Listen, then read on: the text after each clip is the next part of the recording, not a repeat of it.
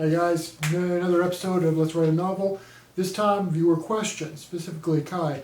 You were asking about how to best move viewers through a time shift. Specifically, in your case, you were asking about writing a section and then going back 2 weeks earlier, that sort of thing. I'm probably the wrong person to ask on this question because I despise that in movies. In fact, very often, if I see that in a movie, I'm done. That's it. There are some exceptions. John Wick managed to pull it off without annoying me too much, but I consider it irrelevant in John Wick at the same time.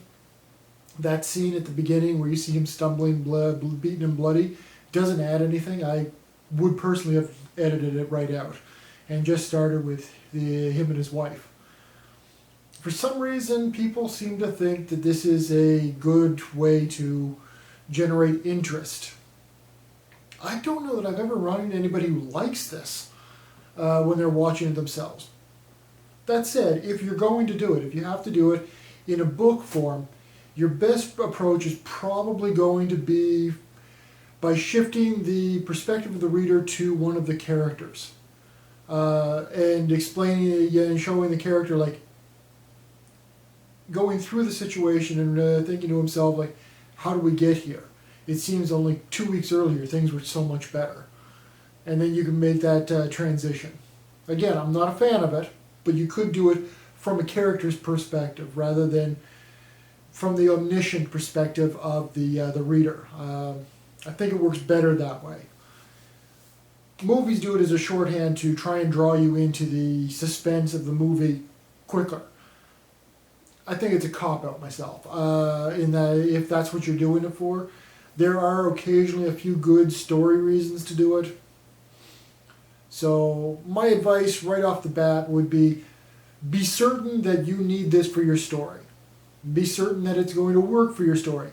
If it does, if you think that you need this, then I would say approach it from a character's point of view. Lock in on one character, how they're experiencing the situation, and have them shift back in time.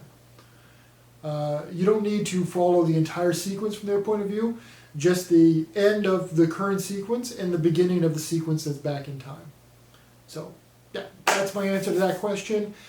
I'm going to scroll through the reader comments and try to hit up some more questions and answers. Hopefully there's some more there, although I know there's not a whole lot.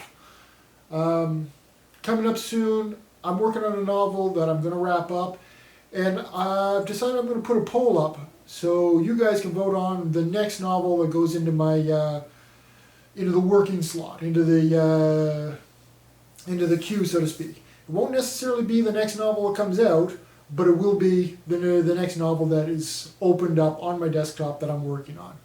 So look for that poll sometime in the next couple weeks. Cheers, guys. See you later.